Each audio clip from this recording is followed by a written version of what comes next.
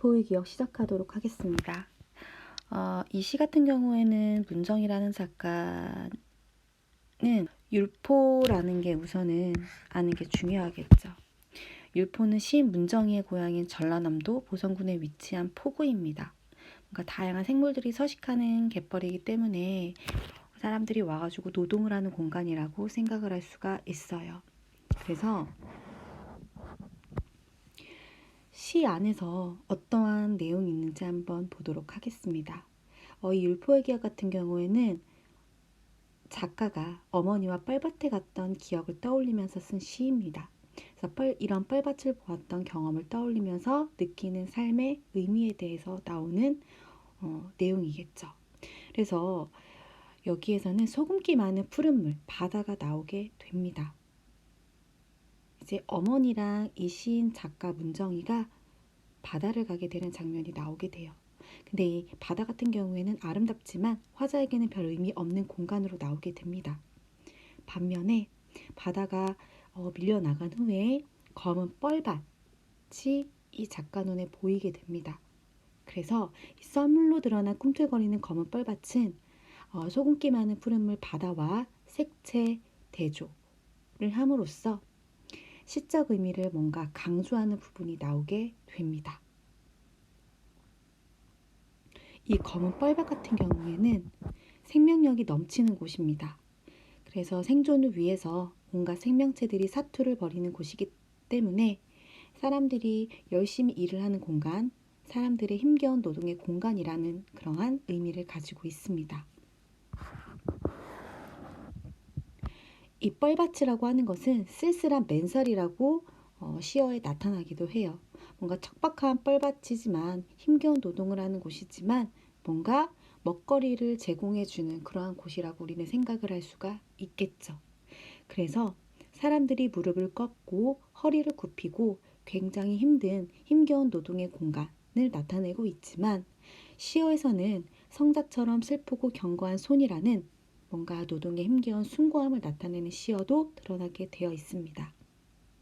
그래서 이러한 먹거리가 되어주는 생명체에 대한 경험한 자세가 필요하다는 그러한 메시지를 담고 있는 시가 이 율포의 기억입니다.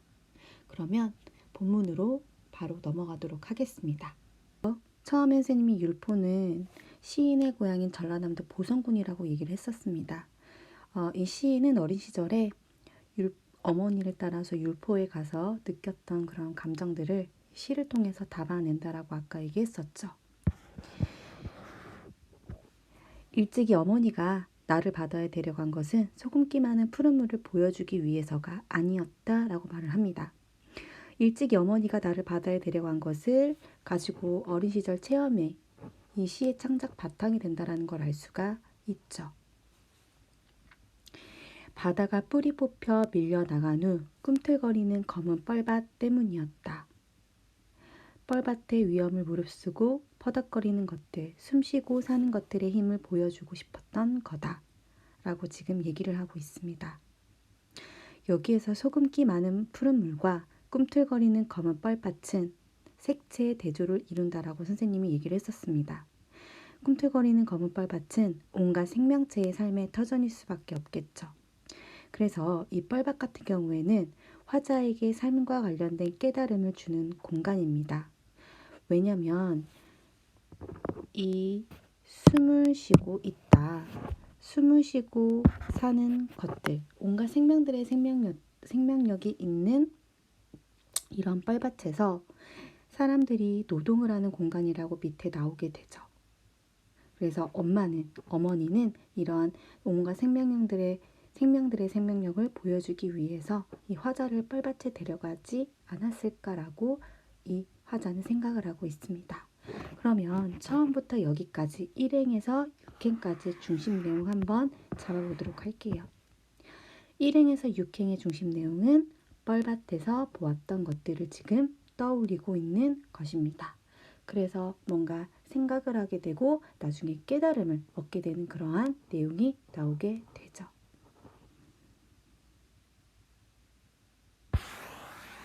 그 다음 부분 보도록 하겠습니다. 먹이를 건지기 위해서는 사람들은 왜 무릎을 꺾는 것일까? 깊게 허리를 굽혀야만 할까? 생명이 사는 곳은 왜 저토록 쓸쓸한 맨살일까? 라고 지금 말을 하고 있습니다. 여기에서 중요한 것은 생명이 사는 곳은 왜 저토록 맨살일까? 이것은 어떤 것을 의미하냐면 바닷물이 밀려간 후에 드러나는 뻘밭을 마치 옷을 벗어 맨살이 된 것처럼 느껴진다라고 지금 시인은 표현을 하고 있습니다. 그러면 왜 저토록 뻘밭의 모습은 왜 맨살이로 되었을까라고 지금 의문을 갖고 있는 거겠죠. 또한 왜 사람들은 그 뻘밭에서 무릎을 꿇고 깊게 허리를 왜 굽히고 있는지에 대해서 지금 의문을 갖고 있는 장면이 여기에서 나오게 됩니다. 그래서 7행에서 10행까지는 뻘밭과 거기에서 일하는 이들에 대해서 사색, 생각을 하고 있는 장면이 나오게 됩니다. 그 이유는 그 다음 밑에 나오게 되죠. 그래서 처음에는 뭔가 관찰, 뻘밭을 관찰을 하고요. 그 다음에 사색, 생각을 하게 됩니다. 의문을 가지면서. 그러면서 맨 마지막에 성찰, 뭔가 내가 생각하는 의문에 대한 깨달음을 얻고 반성을 하는 그러한 장면이 나오게 되죠. 그럼 맨 마지막 부분 보도록 하겠습니다. 일찍이 어머니가 나를 바다에 데려간 것은 저 무의한, 아무것도 뭔가 하는 일이 없는 해좋은 파도 소리를 들려주기 위해서가 아니었다. 무리에 집을 짓는 새들과 각혈하듯 노을을 내뿜는 폭우를 배경으로 성자처럼 뻘밭에 고개를 숙이고 먹이를 건지는 슬프고 경건한 손을 보여주기 위해서였다라고 말을 합니다. 우리는 여기에서 무리에 집을 짓는 새들은 뭐를 의미하는지가 중요합니다. 이것은 위태함을 무릅쓰고 살아가는 그러한 새들을 의미를 하죠. 또 각혈, 피를 토하듯이 노을을 내뿜는 폭우는 배가 드나드는 곳을 의미를 합니다. 겉으로는 이 배가 드나드는 곳이 아름다워 보이지만 이면에는 뭔가 아픔과 고통이 도사리는 삶의 터전이라고 할 수가 있습니다. 왜냐하면 이곳에서 사람들이 허리를 깊게 굽히고 무릎을 꿇어서 거기에 있는 생명체들을 건지는 일을 하기 때문에 힘겨운 노동의 공간입니다. 그렇기 때문에 아픔과 고통이 도사리는 삶의 터전일 수밖에 없는 거겠죠. 하지만 이러한 사람들을 뭐처럼 성자처럼 뻘밭에 고개를 숙이고 먹이를 건지는 슬프고 견고한 손이라고 표현을 하고 있습니다. 이 성자라는 것은 뭔가 지와 덕이 매우 뛰어나서 본받을 만한 사람을 의미를 하는데 여기에서는 뻘밭에서 노동을 하는 사람들, 이들을 숭고하게 여기고 있는 거겠죠. 숭고한 거는 굉장히 뜻이 높고 고상함을 의미를 합니다. 여기에서의 중요한 것은 이 슬프고 경건한 손이라는 시어입니다. 슬프고 경건한 손이라고 하는 것은 이 뻘밭에서 일하는 사람들의 노동의 힘겨운 숭고함을 의미하고 생명체에 대한 인간이 지녀야 할 뭔가 겸허한 자세를 의미를 합니다. 경건하다는 것은 뭔가 공경하고 엄숙하다는 것을 의미를 합니다. 이러한 생명체를 건지는 이러한 일들이 뭔가 인간이 지녀야 할 뭔가 겸허하고 겸손한 그러한 자세를 의미를 하기 때문에 이 12행에서 17행까지의 중심 내용은 뻘밭에서 일하는 이들에 대한 경건함을 느끼는 그러한 장면이 드러나는 행입니다. 그러면 우리는 이 시의 핵심 정리를 한번 짚어보도록 하겠습니다.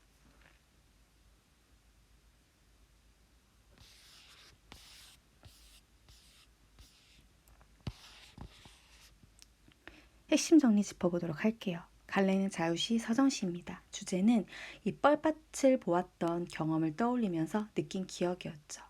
이 뻘밭은 어머니가 어린 시절 데려갔던 기억을 가지고 지금 시를 짓고 있습니다. 특징은 첫 번째, 유사한 통사 구조를 반복하고 있습니다.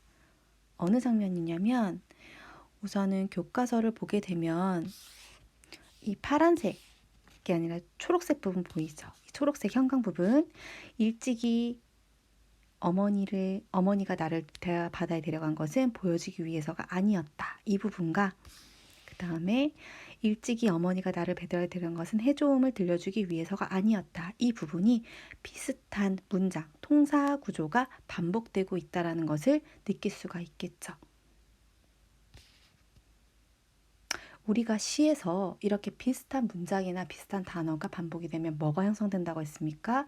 그쵸. 운율감을 형성을 한다라고 얘기를 했었습니다. 그 다음에 아까 이번 년도 얘기했었죠. 처음에는 율포, 바다에 대해서 뭔가 뻘밭에 대해서 관찰을 하고, 두 번째는 의문을 갖고 생각, 사색을 하죠. 그 다음에 세 번째는 뻘밭에서 일했던 이들에 대해서 뭔가 경건함을 느끼게 되고, 생명체에 대해서 인간이 지녀야 할 겸허한 자세에 대해서 성찰하고 있는 장면이 나온다라는 거.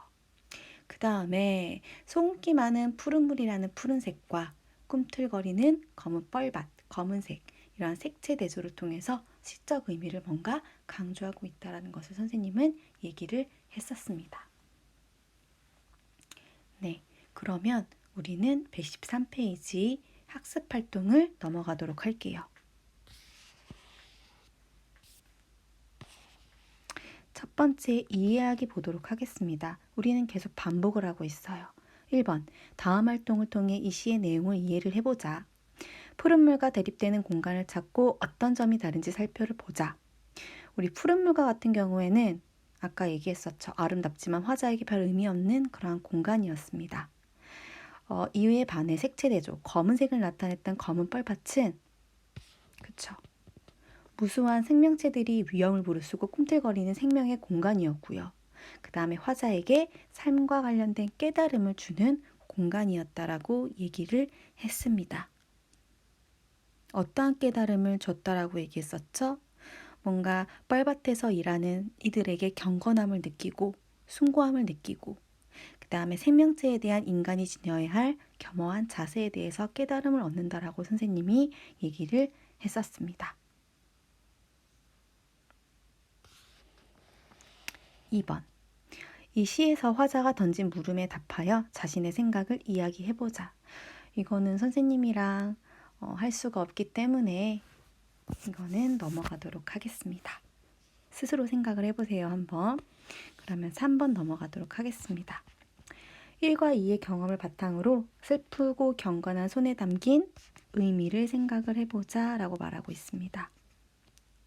이 뻘밭이라는 공간은 먹거리를 얻기 위해 고된 노동을 하는 이들에 대한 뭐예요? 안쓰러움과 노동의 숭고함. 사람들의 생존을 위해 먹거리를 뭔가 제공해주는 생명체들. 어쨌든 간에 우리가 먹기 위해서 죽일 수밖에 없고 잡을 수밖에 없단 말이에요. 그렇기 때문에 이 생명들에 대한 경건함을 의미하는 게 이 슬프고 경건한 손을 의미를 하고 있는 겁니다. 그러면 그 다음 부분 지나가도록 하겠습니다. 지나가기 전에 선생님이 이거 적는 시간 한 1분 정도 주도록 할게요. 기다리도록 하겠습니다.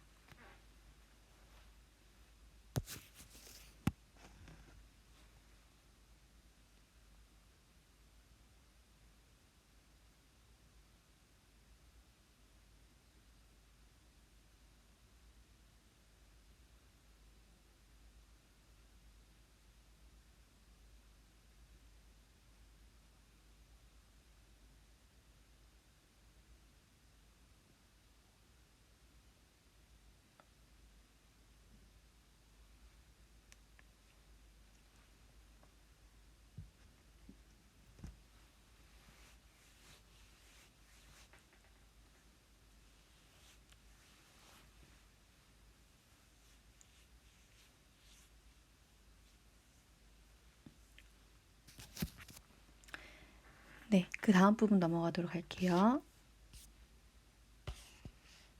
이거는 좀 적을 게 많습니다. 이 시를 창작하기까지의 과정, 시인이 이 시를 적기 위해서 뭔가 생각을 하고 경험을 떠올리고 그 경험에 대해서 생각을 하고 의미 있게 주제를 도출을 하고 어떤 형식을 썼는지가 우리는 중요하겠죠. 그래서 1단계부터 4단계까지 우리는 그 내용에 대해서 한번 짚어보도록 하겠습니다.